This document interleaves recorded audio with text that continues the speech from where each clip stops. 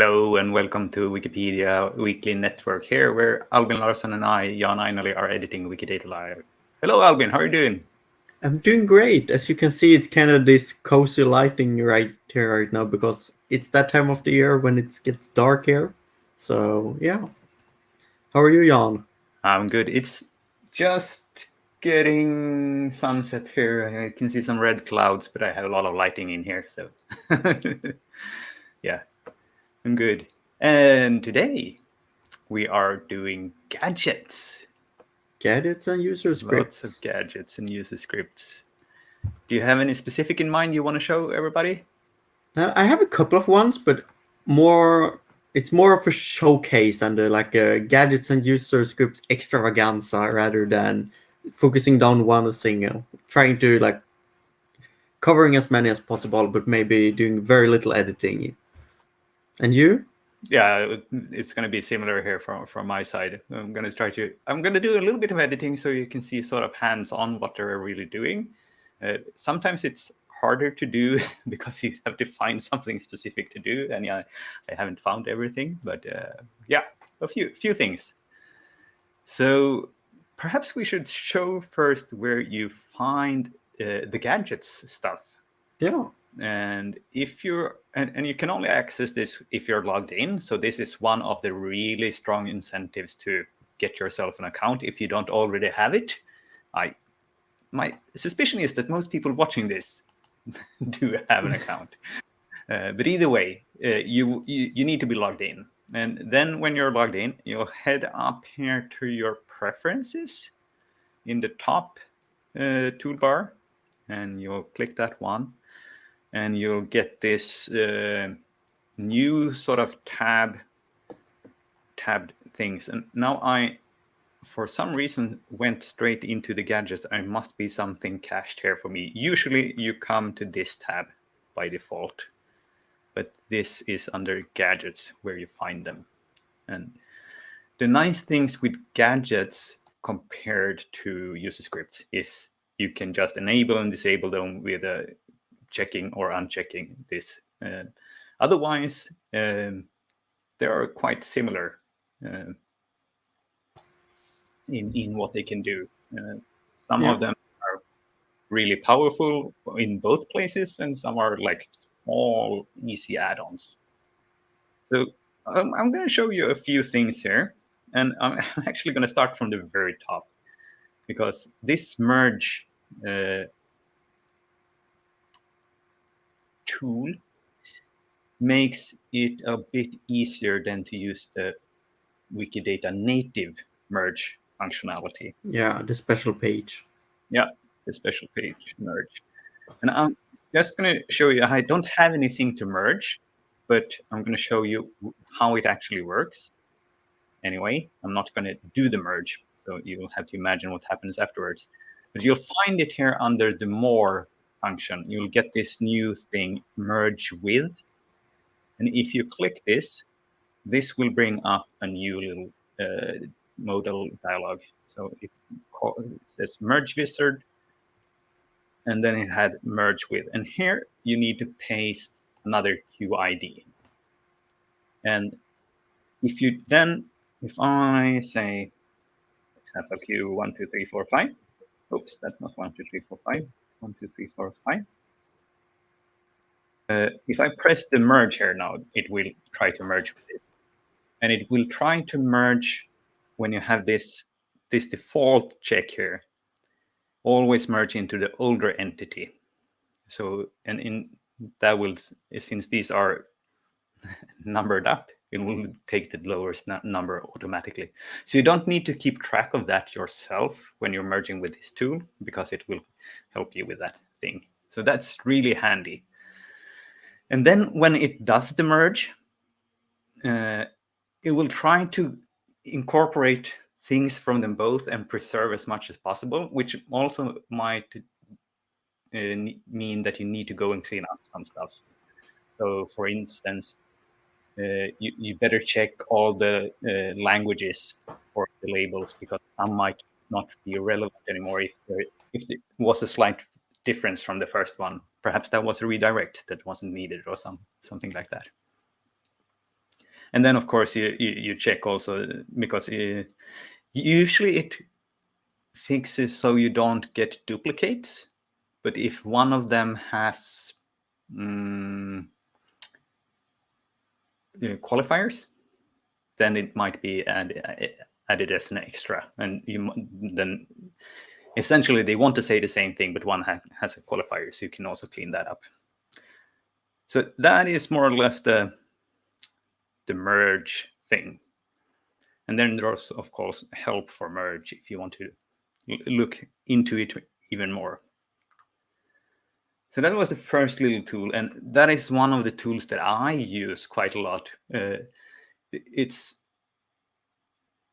tricky because you stumble upon things that need to be merged all the time, but then when you're looking for it, you can find it. Yeah, and it's in your nerves. So when you see it, you always merge. You don't save them for streaming. You want to fix the problem directly. Yes, it's hard to keep your good things, but I do think I have some good edits here. A second one that I haven't used that much, but that I think is interesting, is this find redirects for aliases. And it actually says here exactly what it does. So you get a new button, and it looks up your from Wikipedia redirects that leads to this and suggests them as being added as aliases, which can be quite handy. So we'll take a look and see if we can find something here. So it should have been here. Is it because I'm too narrow? No. Try to reload. And this is also one of the things with the gadgets. If you have too many, they might conflict with each other. And all right, so now this doesn't show up anymore.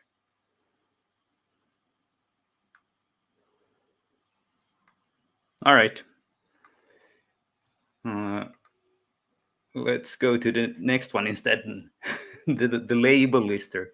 The label lister is really handy when you want to edit many things at the same time, and especially if you want to see all the languages there is. So if we go into something like this, you can check the label list here, and then you have all the things. And there is a beta version, and reloads like that. And now you can just edit here many things in one swoop. Really handy if you want. And I think it's really most handy when you need to clean up some things, perhaps after a merge.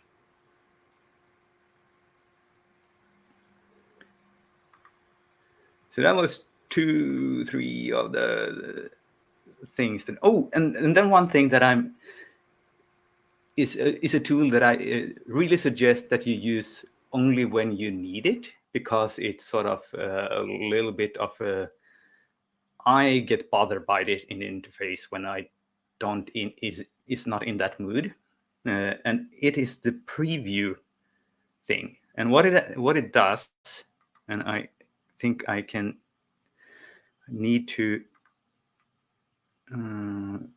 zoom out a little bit here for you to actually see the benefits of it. Let's see. So it gives you two new things. You get these black little bubbles here, and you get this little arrow. And when you press this arrow, it says you have not selected an article yet, so I'll select the Swedish. Then it actually pops up. This is super nice. Yes. Check like basic metadata. This is like, when was this funded? And then you can look it up in the site. Yeah. And I think it's especially handy when you're you start to suspect that one item and the interwiki links are about different things. Then you can quickly just see, this is what the Swedish said, what is the Norwegian one, and then you could perhaps see here, this is by the Norwegian government, not the Swedish government, because that would usually show in the top, and that would make it very easy to figure out. But for me, as you can see here, I have some other things that it don't play nicely with. And also, this box tend to pop out automatically for me. I'm not sure if it does it for everybody else. That means that I don't see all the site links that are underneath here by default. So yeah, it happened to me. yeah, I had it previously, but yeah. So that's why I turned it off. But it is really good when you have this sort of messy items that you want to clean up. Then it's super good. And it can also be good if you find an empty item. Sort of like, oh, I just want to see, is this a human? Where is it from? When is it born? Because then that's usually shown in the top here. Let's see, this might be a good example. So now this has some of the basic things here, but otherwise, I have to select here. Then we said, born 67 from Sweden, conductor, and stuff like that. You could add a lot of basic things.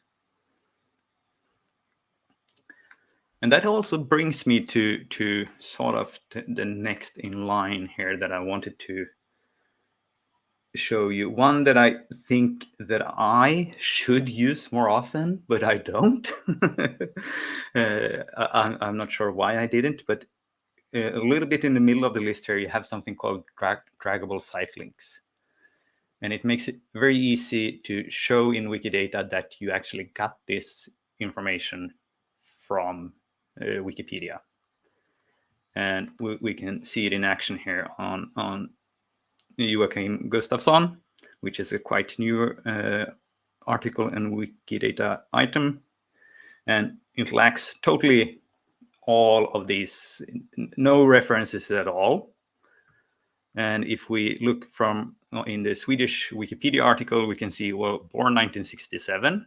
All right. Oh, it says born 1967, but it has no reference. Then we can just copy this. And when I drag this, it says, you can already see it says imported from SVWiki. And I can just drag that down. Let's see if I can hit here. Boom. Did I hit it? Oh, yes, there. It reloads as well. And now we have one reference here, which is imported from Swedish Wikipedia. And now people can see at least, well, if I need to check this state, the value of this, where did it come from? Well, all right, I have to head over to Swedish Wikipedia and we'll see if there are any better sources over there. Yeah. And of course, if you do have the time, it is better to check the Swedish Wikipedia for the proper source. But this is sort of like, well, it's a gradual increase. It's not worse. It's a little bit better, at least. But then heading into actually doing proper references, we have one other really good thing here. So we have a gadget called duplicate references.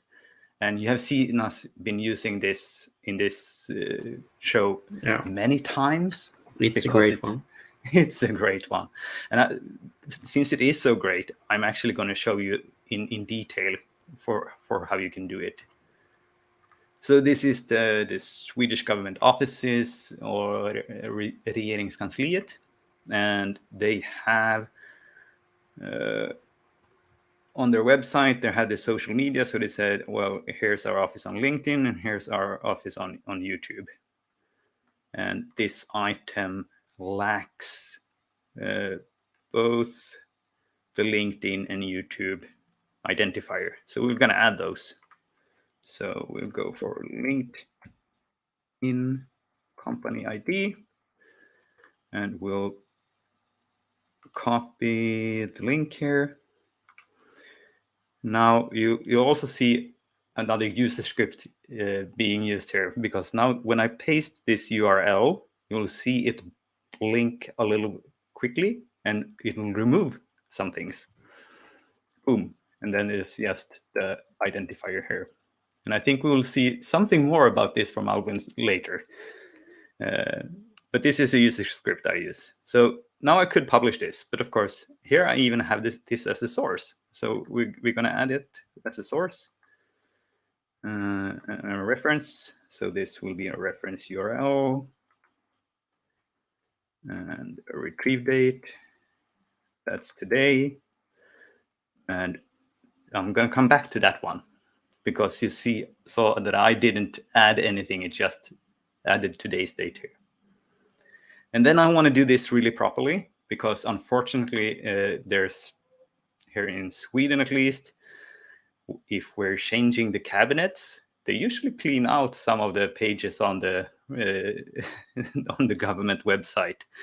So I have pre-prepared here. I archive this in the Internet Archive, so we can go back and see that this was actually the case before. So I'll have an archive URL.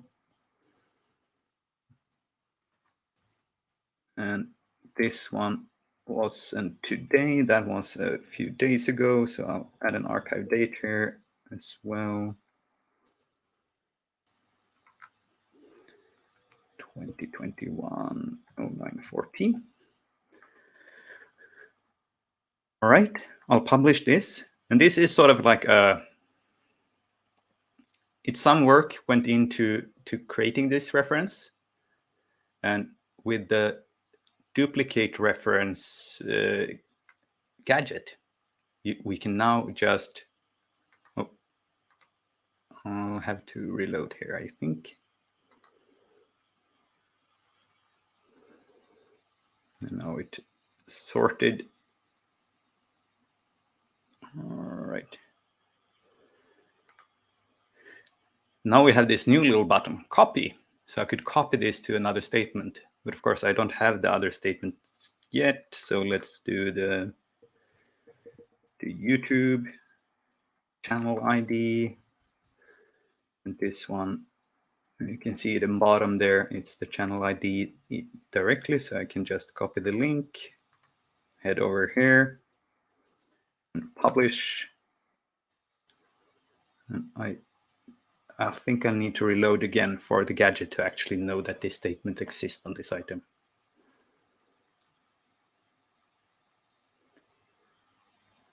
I could have shown you the error also. So I'll copy here and I'll scroll down to the YouTube, and now we have this new button, insert reference. And if I just press insert here, boom, all of this quite simply. And this is super good if you like make one statement in the beginning, you add a reference, and then you using the same source and add a ton of statements, and then you can just copy, insert, and it's super efficient. Yeah, and for some specifically some pages you have like a lot of data on, so you really need to use the same, and then it also makes it more fun, I think, to actually add some energy on to make it the reference being really proper, because well, I'll just do this once and then I can copy it, which of course adds value for everyone. Yeah, it's less repetitive. Yeah. Yes, so here we improved the government offices a little bit. And what else did I want to show you? Yes, so one thing that you saw there was the date. And that is, where is that one?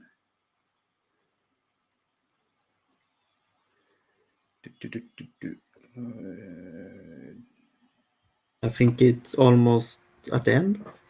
Current date is the name of it, yes. This one automatically adds the date of today while using the property retrieved. And you saw it in action there when I just added retrieved. And I think I can show you this again here without saving. If I add a reference and use retrieved, it will just pop in the date there. So that's super handy. Yeah. You know that if you have been watching this show, you have seen me several times not using this and seen me struggle typing the date in. Why are you not using it? Just forgot to put it on, or conflicting with something else? Yeah, I was developing something which was conflicting with. Yes, all right. Then I have a little one that is perhaps not the one you usually use that often, but it can save you some time. And here in the bottom, we have something that says links count. Counts total number of pages linked to a specific page on what links here. And to show you what it actually does, we can go, for example, here, the Ministry of Finance. And if you're editing Wikipedia, you know that in the left toolbar, we have something called what links here, which just shows you the wiki links to this page. And you saw popped in here a little bit a new button called count. And especially on Wikidata, we can have quite a lot of incoming links. And sometimes you want to know, well, is this like, you can immediately see if it's 50 or more. But if you go switch this one to 500 and it's still several pages, then you don't know, well, is it just 501 or is it several thousand? Because it can easily be several thousand for some items. And then this count is very handy. You just press that one and it runs through the API and says, oh, it's 82. So now I know it's just one more page. So sometimes if you need to or want to search for something that links to it, you know how much work you have ahead of you. So that was the link count. And then I think I have one bonus, because this is not a gadget, but it is so good. I want to show you it anyway. So we're still under preferences. And instead of using gadgets, you go over to the beta features. And here we have a beta feature that I absolutely love. It's the discussion tools.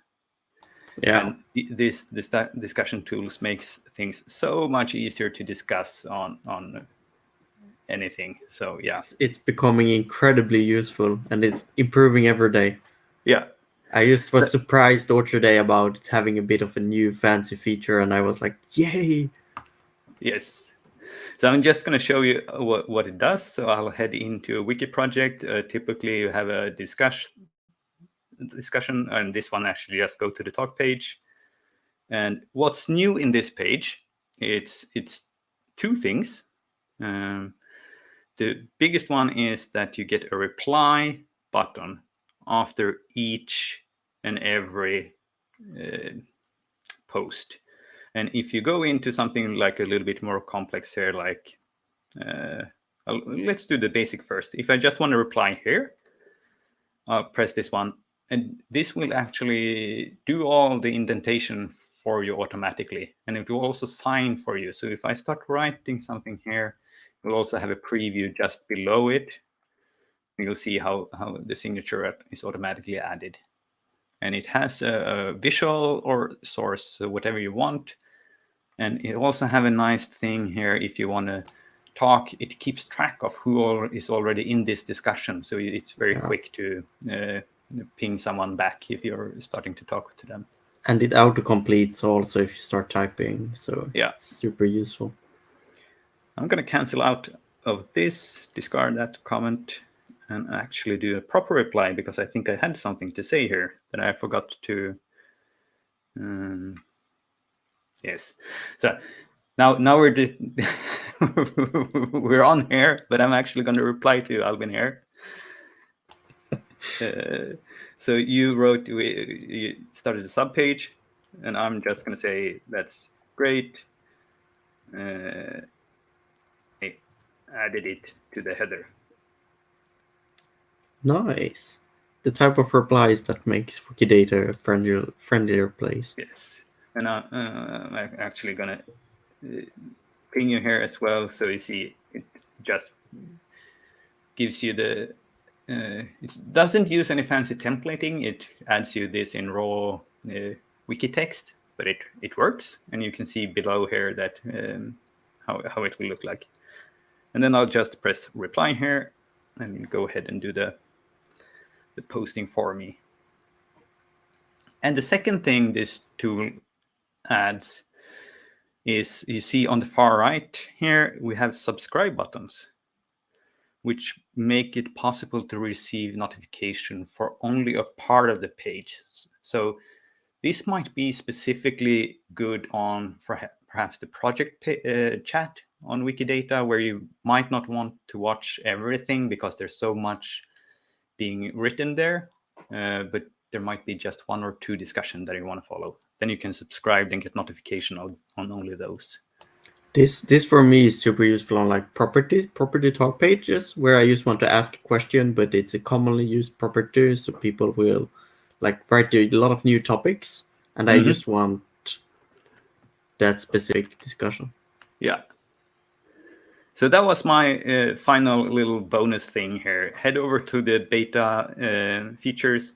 If you're experimental and dare to dream, you can always automatically enable everything. That might give you some surprises sometimes. So you can also do them one by one. But if you do it one by one, pop in there every quarter, every half year or something like that, and see if there's something new, because there's continuous development. And I think there's, for everything major nowadays, it'll pop up in the beta first, maybe before going live. Indeed. And you will get some surprises. I remember, I think it was like 2 weeks ago, we went on stream like this, and I asked Jan, like, where did they hide that thing? And then he didn't have that beta feature, and for me, my UI looked entirely differently and such. Yeah. All right. So let's see. We got a common.js there. I'm actually gonna begin a little bit by showing a new user script. So I'm gonna talk more about user scripts in general, rather than gadgets. I'm gonna try a new one I started working on last week, and it's still a work in progress, but it's a rather nice one, I imagine. So I'm actually gonna show how to use it rather than anything else.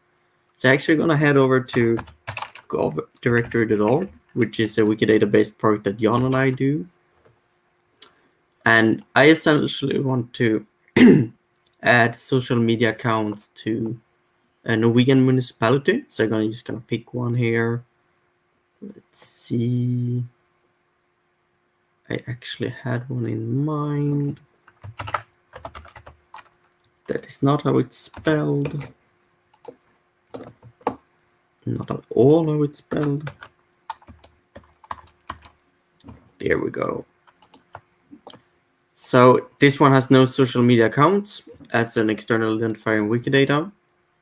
So what I will do, and what I usually do when I edit a lot of this, is that I open both Wikidata and their official website. So usually I head straight down to the footer looking for the social media accounts. I find them. I'm gonna copy all of them to my clipboard one by one. And like that. And now I'm gonna open Wikidata. And now you can see I got something new here. I got something called auto identifier input. And input the full URL for the given identifier, it says. So if I paste in what I got here, so I have to review what I got. So I directly look at their YouTube URL, and it's just a search to YouTube, which isn't their YouTube account. So I'm gonna skip that one and head straight to, I think it was Instagram. So I'm gonna paste in that link instead. And then I can see, hey, it says Instagram.com. It all looks correct. So I'm gonna click add here, and we're gonna see, and it says added Instagram identifier.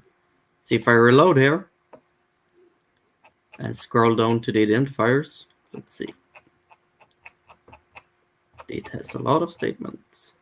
So identifiers. We got Instagram username, and it added exactly what I said.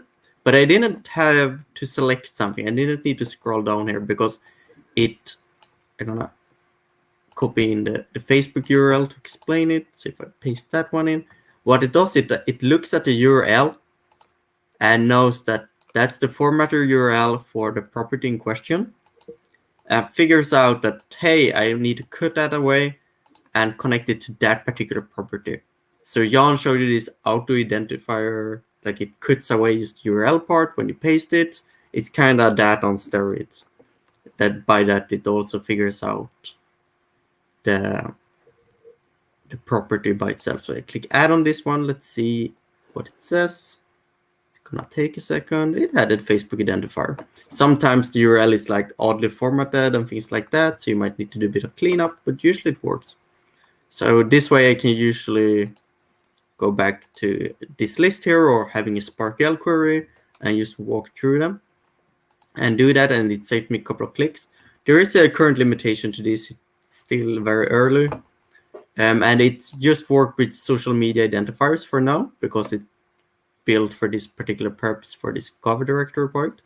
But I intend to make it possible to use it for any identifier.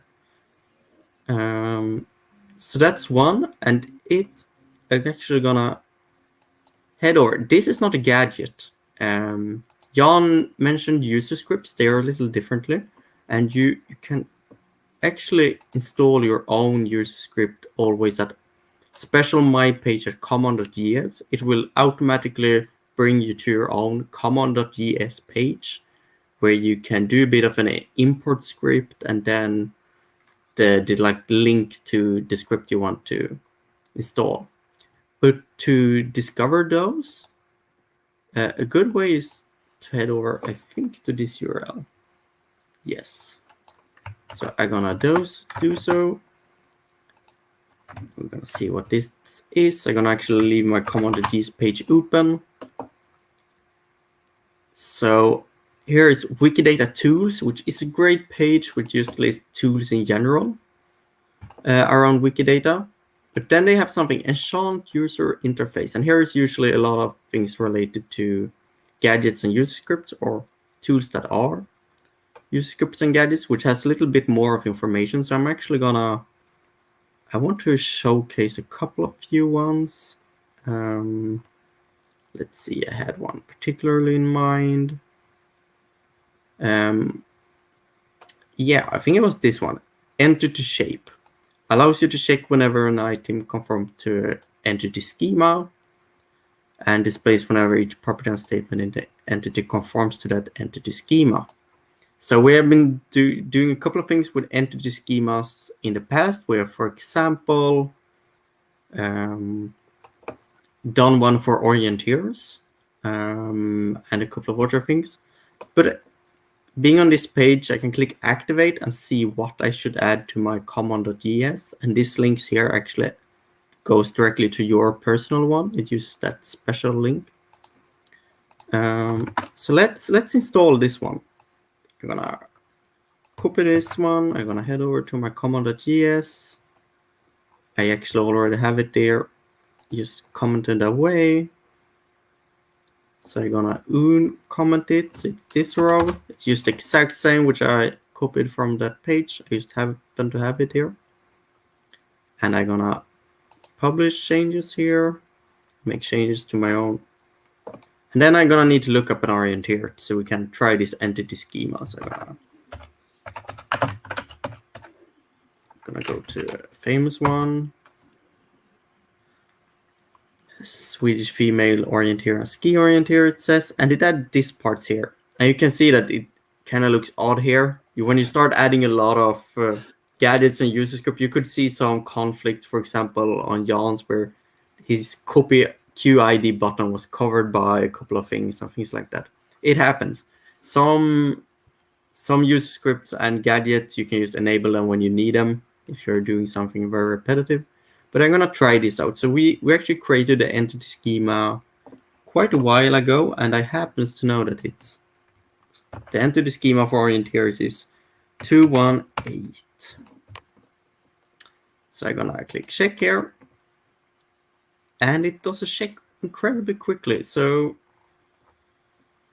if we can see a couple of required properties, it says, yeah, it got the occupation and it is correct somehow. Country of citizenship, it's present, so it's also green. Instance of is correct. Then it says too many statements, member of sports team. And I imagine that's something we need to get back to into that entity schema, because I imagine that could be how many as it wants. Too many sports as well. I think a person can do as many they want. Yes. But in general, if this would be a more fine-tuned schema, it would work. And that's on me in this case. I have done this schema on stream. Then we can see that it does the same for participant in, country for sport is present, it lists optionals. Then we can see outward received is also too many statements, which I don't believe in. But then we can see here, it's missing an optional one, International Word Games Association Athlete ID. And that's a bit of a concern. That is something that should be there, I can say. And then something else it does, which is really nice. It says author properties that this item has, but that is missing in the schema itself. So for example, it says that image. And yeah, image should probably be an optional property for this one, or it should inherit all the properties from human. We see that they got a Twitter username. I wouldn't say that is very important for an orienteer. Work period, yeah, maybe not. Victory, maybe not. Cross-country skier ID, no, not really. That should probably be something else. The ne.se ID, no, it's identifier related to Sweden. A couple of more ones. Family name should probably be there. Then there is schema stats. No, that's ski related. Social media, no, not really. So that's a couple of ones that just are very helpful. It's helpful both to find errors in the schema, find potential improvements to the schema, and find actual errors on the items. This happened to be a very well-modeled item, so we mostly found errors in the schema, and I really need to switch up my example items for this stream. But yeah, that's how that worked, and I think it's just a great one. Particularly, I can imagine using it for glaciers where they're often low-quality items. So this is sort of similar but very different to a gadget called Recoin. Yeah. It uses very different methods, but it's sort of as an end user, you get the same sort of help. Yeah, you make a bit more exploration, but it's kind of more curated. The Recoin can kind of show you what you just wouldn't expect. I actually wanted to show Recoin, so I'm gonna do that straight away. As you can see, I got enable all beta features, so my menu looked different from Jan's. So my preferences is here under the icon here. So if I want to go to gadgets, I can go to gadgets. It doesn't go directly to gadgets for me. Wikidata centric, and I'm just gonna search here for Recoin. You can see I use new gadgets currently. It appears like. But I'm gonna enable Recoin, and I wanted to do a couple of examples to show this in the real world. So I'm actually gonna head over to a page which lists all glaciers in Wikidata by their number of statements. So I should be able to sort this. Oop. So here we got one on Iceland. It has a lot of statements. So I'm gonna click that one. And let's see, Recoin. It shows up here below my all author things right now. So it says a couple of things what it imagined it would have based on some statistics about similar items. On focus list of Wikimedia project, for example. Don't really know that. Different from, it's a very common one on glaciers. They often share names. Continent, also a very common one, especially on glaciers, because a lot of them aren't in countries, because they are in Antarctica. So it shows here, but on Iceland, it's not really that necessarily. Located on in physical feature. that is not super important here either. But one could technically add it and different from. But this was the glacier with the most statements, so we didn't got anything obvious here. So I'm gonna close this, but then I'm gonna sort this by least statements. So 1 is very little, so I'm gonna also open one, let's see, with 5 statements. So this has 1 statement. It's an instance of glacier. So if I ask Recoin here, it says that 98% of glaciers has country. So we should probably add country if we could. Also coordinate location, because it's 97% of these glaciers located in the administrative territorial entity, continent 22, mountain range, and so on. So it's super helpful that way, and it actually uses statistics rather than entity schemas like this one did, which means that you find a bit more non-expected things sometimes. Here's the one with 5 statements. So we can see it got the basics, it got country, it got the coordinate location. We still got access to this recoin. It still says continent, it says mountain range, super common for glaciers as they usually need to be on high elevation. Image, also a common one, 11%. Named after is a common one. How long they are, their area, so on. So super useful gadget. And with that, I'm gonna head over to this enchant user interface list again. I wanted to try one actually, and I wanted to try this one for a long time. Let's see, where is it?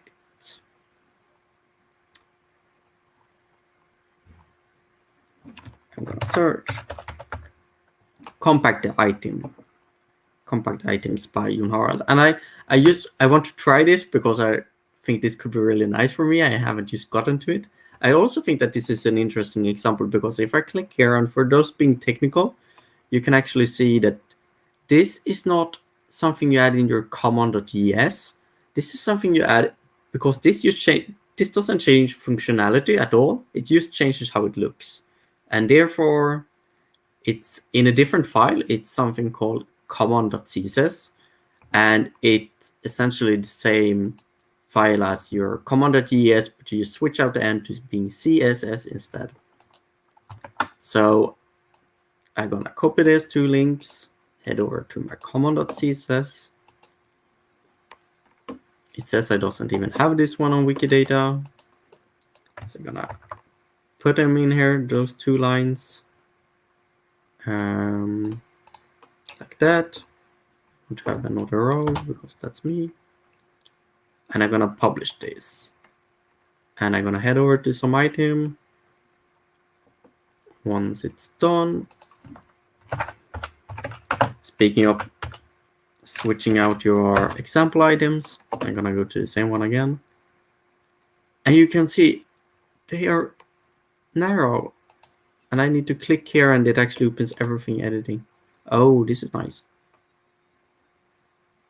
Oh, I can fit so much information here. And it technically changes how Wikidata looks. And I think I'm gonna try edit quite a bit with this. I think the add statement ends up being here. Oh, like I can scroll this entire item page rather quickly. Yeah, I like this. I'm gonna try edit with this in the future a little bit. But yeah, how did your references look when you expanded them? Let's see, they look like that. It's a little hard to compare. I can't exactly remember how it. I can actually, if I duplicate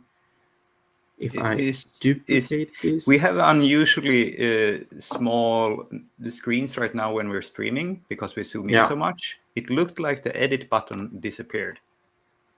Yeah, it does, but let's see here. If I can go to the same, so we can kind of. This is what it looks like with the compact ones. Here is the default style.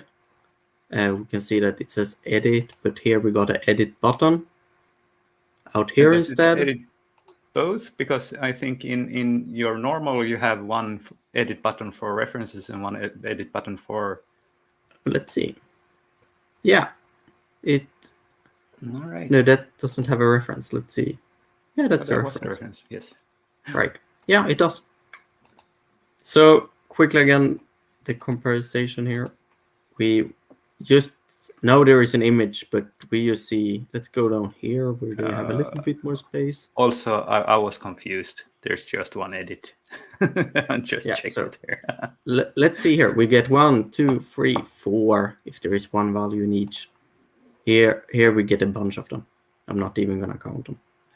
So yeah, I like that. I'm gonna play with that for a while. And it's just slightly different. It's common.css instead. That's gonna be interesting to play with. But this is a great list to go and check things in. It has a ton of things, really. I, however, want to show another way to find new user scripts or potential user scripts, and it's on this URL, and I'm just gonna open it on my end, and that's the wrong link on my end. Did I put the right one in the window? Yes, I did. No, I did not. That's the correct one. Yes, all right. And then you go to gadget usage statistics. But this is not only for gadgets. This is also for user scripts.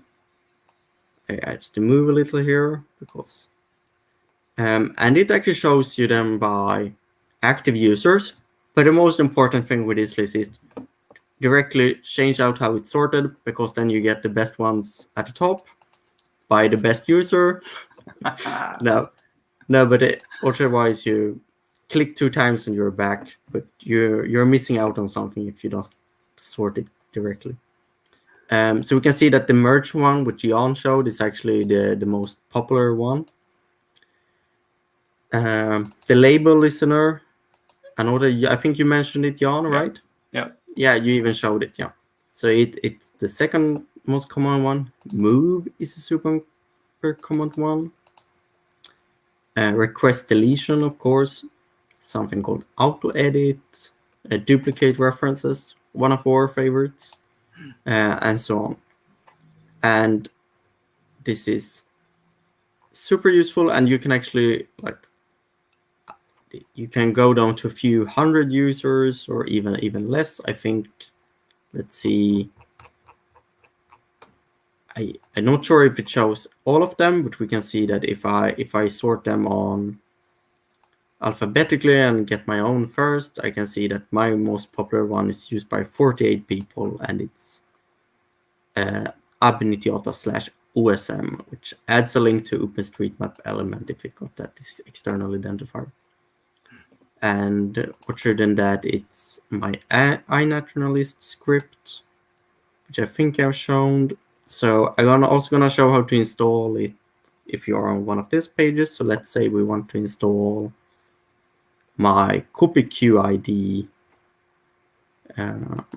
user script. I can just click this, and it actually takes me to the script itself. So you can actually, if you know how to read this, you can understand what it does exactly. But if you want to install it, you copy this part, you head back to your command.js. I'm gonna use my username /js, because that's the quickest way. And I'm gonna go edit here. And first of all, I'm gonna remove that script I want to install and reinstall it. Import script, and I copy the path used from the title previously. And to edit, I type import script, parentheses, those small things, and just put in the title of the script itself, which I copied from the title like this. And then I would save this. You have a tiny typo. I have a tiny typo as well. script there. Yes. That is how I would do, because this is exactly what it looked like before. It won't do a difference because I already have this particular one installed, but what it does in practice. More variation in my example items, as you can see. It add this copy queue ID button, which is, hey, now I got it on my clipboard, so I can go to my example items even faster. I think we have shown that previously, but that is how you can install if you're on that list. I'm just gonna head straight back to it, see if we can gain any more insights. So this is a great list because it also combines the gadgets with the user scripts. So it actually says here where you should go to enable it. So for example, on this merge one, you can't click it to get to the user script because it's a gadget, and it says here that go to your preferences to enable this one. And if I scroll down to something that isn't a gadget, you can see the gadget is more popular. This one we should add in our command.js. We need to go to the link here, copy the header, and add it there ourselves. And there you have one that we also have been showing a lot, the move claims. Yes, this is another one we use all the time. It adds like a small green button. I think you, Jan, had it enabled. Yeah. Which, hey, this claim here, I want to duplicate this or move this to a different item. You can do that with a click of a button. That would be it. Another super useful one. And I don't use this. You could see that in my own gadgets. I had 0 enabled currently. But if you want to be more productive on Wikidata, I believe personally that this is a great way to find new things to really improve your editing workflow. Here's a move claims 2. That's maybe even more efficient. No. No. They just merged it. So move claims 2, if you install it now, it says you should use the we have migrated. But there's still 146 users here who need to migrate. Yeah. So here's a bunch of great things which I should probably myself go through and see if I can have any use of. This one, of course, I already got. It's my own, and so on.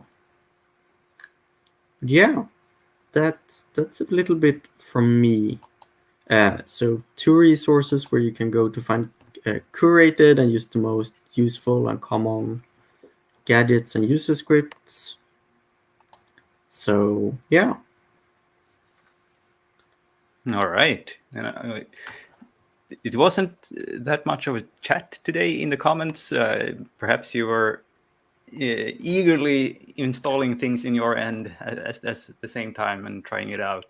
I at least hope that's the case. We will be back next Saturday. As usual, we don't have a topic figured out yet, so if you have anything, ping us in social media or on our talk pages, and we can see if we can prepare it for the next time or even further ahead. This topic was suggested to us that hey, can't you show it? And of course, we use things so much, and we know there are great helping tools for you. So yeah. All right. Yeah. Great that we give you some things to look into. Super. Lovely really to hear nice that. To hear. Yes. And with that, I think we say goodbye for now and happy editing. Happy editing.